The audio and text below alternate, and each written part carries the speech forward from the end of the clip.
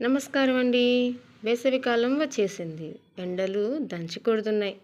మరి ఈ మండుతున్న ఎండల నుండి పిల్లలను ఎలా కాపాడుకోవాలో ఒక నర్సుగా నేను మీకు కొన్ని ముఖ్యమైన చిట్కాలు చెప్తాను. అదేంటంటే ఫస్ట్ చిట్కా హైడ్రేషన్.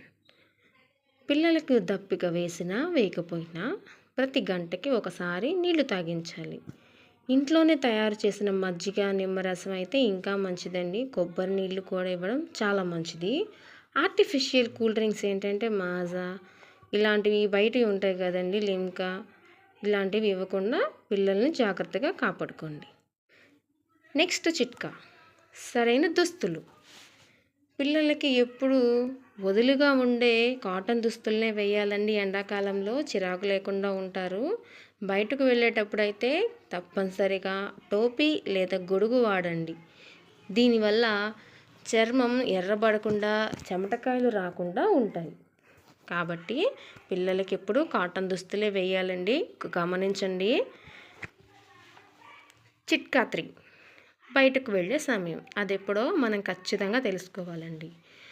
ఉదయం 11 గంటల నుంచి సాయంత్రం 4 గంటల దాకా ఎండ తీవ్రత ఎక్కువగా ఉంటుంది. కాబట్టి ఆ సమయంలో పిల్లలను బయట ఆడనివ్వకండి.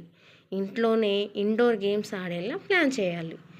ఎగ్జాంపుల్ క్యారమ్స్, ఇలా బాల్స్ అంటే బాల్ ఆడుకుంటారు కదండి.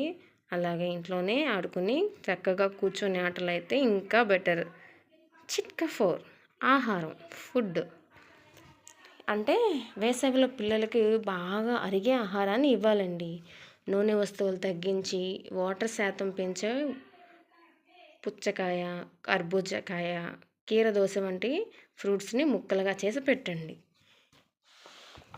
ఛానల్ చూసారు కదండి. ఈ చిన్న చిన్న జాగ్రత్తలు పాటిస్తే మన పిల్లలు ఈ వేసవిలో ఆరోగ్యంగా ఉంటారు. ఈ వీడియో నచ్చితే లైక్ చేయండి.